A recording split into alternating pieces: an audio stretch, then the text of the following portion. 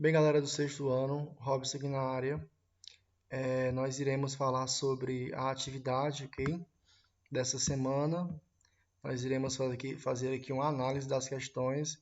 E aí você vai comparar as respostas que eu fiz aqui, que a gente vai trazer aqui na aula, com as suas respostas, para ver como é que tá, se está parecida. E aí eu vou dar uma análise final, quando eu ver as questões que você mandou para mim. Pois bem, vamos pegar aqui o pincel para fazer uma análisezinha. Ok. A questão 1 fala o seguinte, porque, segundo o texto, o conceito de virtual, está mais próximo do significado de potência do que de real. Vamos lá. Quando eu falo da palavra virtual sendo algo irreal, é como se eu dissesse a vocês que o virtual ele não existisse. É como se eu dissesse a vocês que o virtual ele não existisse. O mundo virtual ele não existe. E quando eu falo isso, eu estou retirando muitas características peculiares ou até mesmo essenciais do conceito de virtual. Porque o mundo virtual, ele pode ser algo que eu não posso tocar? Pode. Pode ser intocável. Isso é uma característica dele. Intocável. Intocável. Aqui tá difícil de escrever aqui, viu? Mas não é porque ele não é tocável, não é sensível, que eu possa considerá-lo como irreal, até porque ele existe. E ele traz várias informações que são fundamentais para o nosso crescimento, para o nosso desenvolvimento enquanto ser humano. No momento em que eu coloco o termo virtual como sendo uma potência, na concepção de Aristóteles, ou seja, aquilo que vai vir a ser, aquilo que tem potência para, aquilo que tem capacidade para ser algo, vir a ser. Eu estou dizendo que o mundo que é virtual, ele pode ser atualizado a todo instante. Ele pode deixar de existir para mim como algo inexistente. Ele não é mais algo que não existe, pois ele existe. Ele é diferente da realidade física, que eu acabei de falar a vocês, porque ele não pode ser tocável, visto. Mas aqui ele está em relação com essa realidade, Ele tem uma relação com essa realidade física e ele pode atualizar-se. Vou dar um exemplo a vocês. Quando você lembra de algo, você tem uma lembrança, você volta para o mundo em que você já viveu, um momento que você já viveu, e você cria aquela representação na sua mente, que é a lembrança de alguém, de um fato. Então, essa lembrança, ela faz parte do plano virtual. Você não pode tocá-la, vê-la, senti-la com o tato, Mas ela existe dentro de você, na sua consciência. E aí eu falo para vocês que ela existe dentro de um mundo virtual. E esse mundo virtual ele pode se atualizar de acordo com o quê? Com o seu próprio pensamento. Vamos pensar o seguinte, vamos pensar agora no futuro. Quando você imagina algo,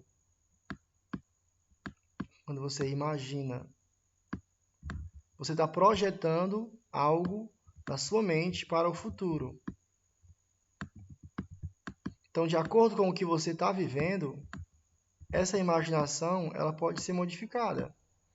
Digamos que eu imaginava que eu seria um dentista no futuro. Então, lá na minha mente existe uma representação sobre como será o futuro. Existe uma imagem para mim que aparece na minha mente. Eu chamo aquilo de representação. Mas ela faz parte da realidade virtual da minha consciência. Digamos que o tempo passou e aí com as experiências que eu tive no mundo material aqui, eu não quero ser mais dentista. Eu quero ser o quê? Eu quero ser um neurologista. Quero cuidar dos nervos das pessoas. Perceba. Essa representação sobre quem você quer ser no futuro, ela se atualizou. De acordo com o quê? Com o que você está vivendo na sua realidade material. Então, há uma relação entre o que você pensa com o que você vive. Então, eu posso falar a vocês que esse mundo material, esse mundo virtual, por que eu posso considerar ele como uma potência? Porque a todo instante ele pode vir a ser outra coisa. Que é aquilo que Aristóteles fala. Que as coisas que existem, elas têm potência para se transformar em outras coisas. É isso que ele está falando, ok? É isso. Questão 2. Qual é a relação entre virtualidade e existência humana? E aí vocês vão entrar em contato direto com o que eu acabei de falar a vocês aqui. Ó. Vamos lá. No texto, há subsídios, há argumentos suficientes para que você, aluno, compreenda que a consciência humana, além de reconhecer as percepções imediatas das coisas que aparecem para os nossos sentidos, opera com virtualidades. Por exemplo, vou dar um exemplo para vocês aqui. Ó. Quando você cheira uma flor e você acha ela cheirosa, você teve um contato imediato com um objeto externo a você, que é a flor, através dos sentidos, através do olfato. Então você sentiu o quê? Uma percepção imediata. Você percebeu o cheiro daquilo por meio da experiência, por meio do olfato. Então perceba que o tempo passou, o tempo passou. E um dia você abraçou um amigo seu, abraçou seu pai, sua mãe, e você sentiu um cheiro parecido com o cheiro daquela flor, em um perfume que ela usa. Então você teve o que naquele momento? Você teve uma lembrança, que também é uma virtualidade, é um processo onde você acaba criando imagens na sua cabeça. Teve uma lembrança. Então perceba, ó. Vou voltar aqui, ó. A nossa consciência, além de reconhecer as percepções imediatas, que são essas aqui, imediatas, sentir o cheiro da flor, das coisas que aparecem para os nossos sentidos, ela também opera com virtualidades. Ela opera com essas virtualidades aqui, ó, que é a lembrança, é a intuição,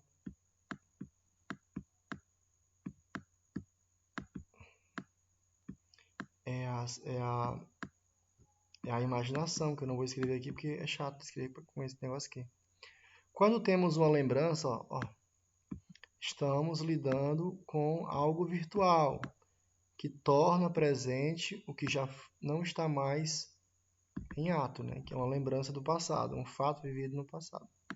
Da mesma maneira, só que em sentido inverso, a projeção de uma ação futura é considerada uma virtualidade ou potencialidade, que poderá ou não se atualizar. Digamos que, foi o exemplo que eu dei a vocês do dentista, Aquilo é uma projeção que pode ser transformada de acordo com o que você está vivendo, ok?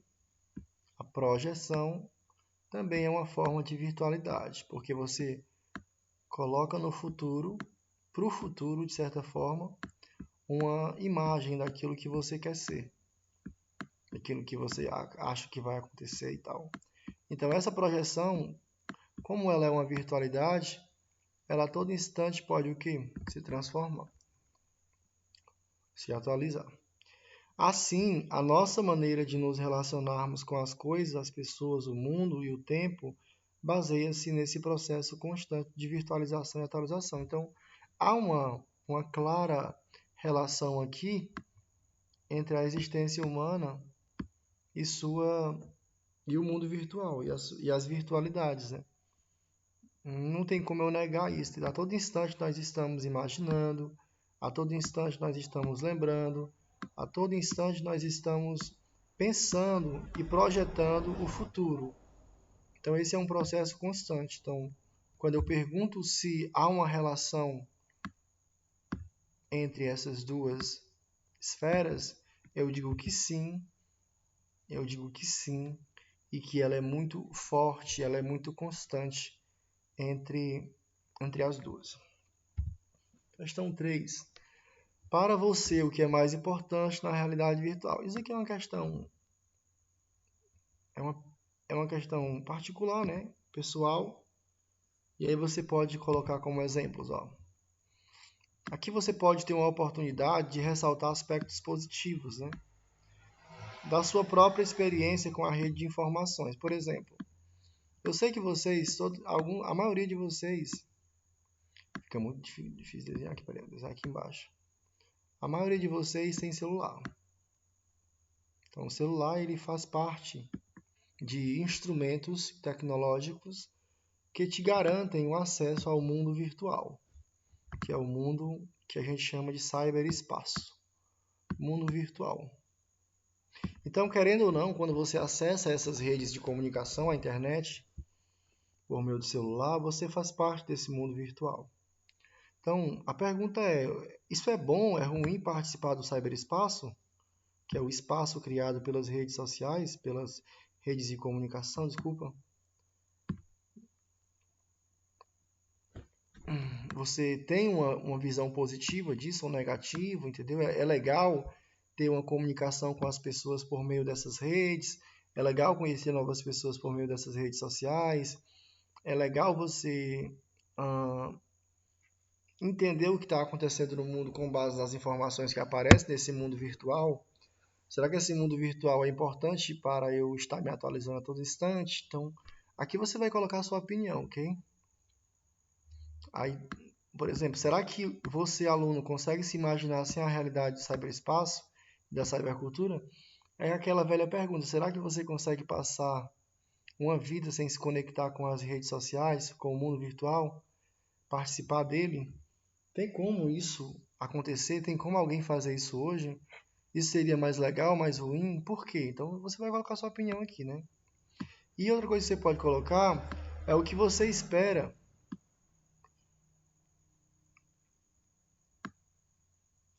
alcançar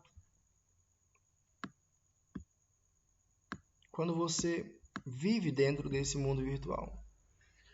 O que você espera e deseja que de certa forma se concretize vivendo nesse mundo. E outra coisa, depois que você leu esse texto aqui, você viu o que é o cyberespaço, o que é a cybercultura, que é essa cultura criada, esses costumes, comportamentos criados dentro das redes sociais, por exemplo. É legal isso? É interessante viver dessa forma? Pensem sobre isso, entendeu? Porque às vezes a gente acaba que fazendo coisas porque outras pessoas estão fazendo nas redes sociais, né? Aqui, por exemplo, digitais influencers, youtubers fazem uma coisa, falam uma coisa, e aí nós somos levados a fazê-las porque fulano de tal, que é mais famoso, também está fazendo. Então, será que é legal eu viver dessa forma? Será que é legal eu ter que aceitar tudo aquilo que surge nas redes sociais, no mundo virtual, como algo certo, verdadeiro e bom? Reflita sobre isso. Questão 4. Você concorda que o cyberespaço é ou está sendo um ambiente de controle? Vamos lembrar de novo. Cyberespaço é o espaço construído por meio das redes de comunicação. A internet, a televisão. É esse mundo criado através das redes de comunicação. Então ele é bom ou ruim? Como é que é? O que é que ele produz no meu comportamento? Eu sou influenciado pelo que aparece para mim no mundo virtual? O mundo virtual controla os meus gostos, as minhas ações, meu comportamento, a minha forma de pensar? Tem como ele fazer isso? São perguntas boas de se fazer. E aí eu até dei exemplos para vocês de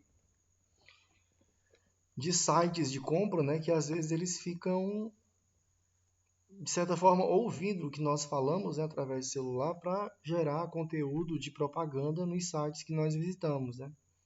O que é que eles fazem? Eles mapeiam, né, os nossos gostos, as nossas características pessoais, e aí eles tentam nos induzir à publicidade de mercadorias e serviços que nós estejamos querendo ou precisando naquele instante. Então, há de certa forma um controle ali, entendeu? Há um controle, entendeu? Há um controle sobre os interesses políticos, por exemplo. Eu já falei isso a vocês. Quando você pesquisa algo no YouTube sobre o político A ou sobre o político B, o sistema ele faz um patrulhamento ideológico do que é que você defende. E aí ele começa a lançar para você opções de outros vídeos que também defendam aquela linha política. Ou seja, a ideia é que você perceba que existe um controle ali, uma forma de controlar o comportamento ali. Mas não é porque eu estou falando isso que você defenda isso, até porque é uma opinião, ó. Se você concorda ou não. E aqui no final o texto coloca o seguinte: de qualquer maneira, né? Você pode o quê? Você pode se opor a essa ideia de que o cyberespaço é também um ambiente de controle. Você pode dizer que não, ele não controla os meus gostos, ele não controla o meu comportamento, nem a minha forma de falar, nem a minha forma de, nem os desejos, né? Desejo que eu tenho por uma camisa, por uma roupa, por um carro, por um brinquedo. Isso não é afetado por causa do cyberespaço, mas é uma coisa puramente minha, de uma vontade minha. Então, eu respeito a sua opinião, mas se eu fosse analisar essa questão, eu diria que sim, que há um controle muito forte dos sites, há um controle muito forte do sistema mesmo de comunicação, analisando os nossos gostos, os nossos interesses, nossa ideologia política, até mesmo analisando possíveis ataques de hackers, espionagens e até mesmo de casos de terrorismo, para de certa forma tentar controlar e antecipar o comportamento dos homens. Questão 5. Cite e comente exemplos de problemas com o uso atual da rede de comunicação que não foram apontados no texto. Vamos ver os que foram apontados no texto. Aqui é sobre a questão dos problemas que você pode entender que existam ao usar as redes de comunicação. No caso, a internet, no caso, WhatsApp, Instagram, YouTube. O texto ele traz 3 problemas. Um é relacionado à exclusão digital, né, porque muitas pessoas não conseguem acessar esse meio virtual porque não tem dinheiro para comprar um celular bom ou colocar a internet em casa. A outra crítica era sobre o consumismo, a ideia de que você tem que consumir para ser feliz e de que a base da liberdade, a base da felicidade é o consumo. E também a questão anterior que estava criticando o controle social que os sites produzem sobre o nosso comportamento. Mas existem outros problemas que surgem dentro dessa esfera da comunicação virtual, né? E aí você poderia também colocar, por exemplo, que é um assunto bem corrente na atualidade, que são as fake news, né? São as notícias falsas que são lançadas em grupos de WhatsApp, principalmente, e em outras redes de comunicação para afetar, né? Afetar um partido político, afetar uma pessoa política e gerar uma falsa opinião sobre aquela pessoa, uma falsa impressão, uma impressão ruim sobre ela. Eu acho que vocês já ouviram falar desse conceito já, fake news ou notícias falsas, que são frequentemente lançadas nos veículos de comunicação. A proliferação de pornografia. Isso daqui é um assunto muito grave, mas ao mesmo tempo que às vezes eu sinto que há uma discussão pequena, entendeu? Nas escolas. Mas é de se abrir os olhos para isso daqui, porque isso aqui é um negócio muito perigoso e é um crime, de certa forma, estar expondo o corpo de pessoas nuas para crianças e vendendo isso, trabalhando com isso como comércio. Então, as redes sociais elas têm um trabalho muito sujo, às vezes, com relação à pornografia. e de certa forma, mesmo sendo crime, às vezes se torna difícil de você coibir e da polícia agir sobre esses infratores, né? Mas é aquela coisa, né? Dentro de um projeto como é que eu posso falar? De perícias, né? De análises profundas de dados, a gente pode chegar até os infratores e prendê-los, né? O comércio ilegal e os golpes virtuais. Por exemplo, eu vou dar um exemplo para vocês. O Mercado Livre, que é um site de compra e venda de produtos. No Mercado Livre tem muitos vendedores que podem chegar lá, olha, eu quero comprar isso, comprar aquilo, e você tem liberdade para vender e comprar, ok? O problema é que não é 100% confiável, né? Mas o site ele vai dizer para você quem é um comprador que tem credibilidade, um vendedor que tem credibilidade e um vendedor que tem problemas. Então, quanto mais o vendedor tem problemas na entrega dos seus produtos, mais ele fica vermelhinho. O que eu estou querendo dizer a vocês? Que às vezes é muito comum você ter golpes, né? Receber golpes. E no Mercado Livre já aconteceu isso, né? De você comprar um produto e quando o produto não chega na sua casa e quando chega lá é totalmente distante do que você pensava que era. E algumas vezes nem chega a ser um produto, chega a ser uma pedra ou qualquer outra coisa menos o produto, né? Então, golpes virtuais na internet são muito comuns, muito comuns. Às vezes as pessoas pegam, né? E roubam o número de celular de alguém, né? Ligam para um parente, diz que sequestrou fulano de tal e quer uma recompensa para assaltá-lo. Não fez nada com a pessoa está lá livre na sua casa, sem saber de nada. A outra pessoa vai lá e faz tudo isso para ver se alguém cai, né, nesse golpe e deposita dinheiro pensando que o seu parente está sequestrado ou passando por maus problemas. Então, é muito comum você ver isso na internet. O aspecto negativo da rapidez da informação, né? O problema da informação na cybercultura será tratado na seção Nosso Cotidiano, na primeira unidade do livro para o 7º ano. Isso aqui eu vou adiantar logo para vocês, né? Que é relacionado a essa rapidez da informação. A gente vive uma época em que as informações elas são tão rápidas, tão transitórias, que elas não se fixam na nossa cabeça, né? Como assim, Robson? Não estou entendendo. Às vezes você, tipo assim, recebe tanta informação durante um dia.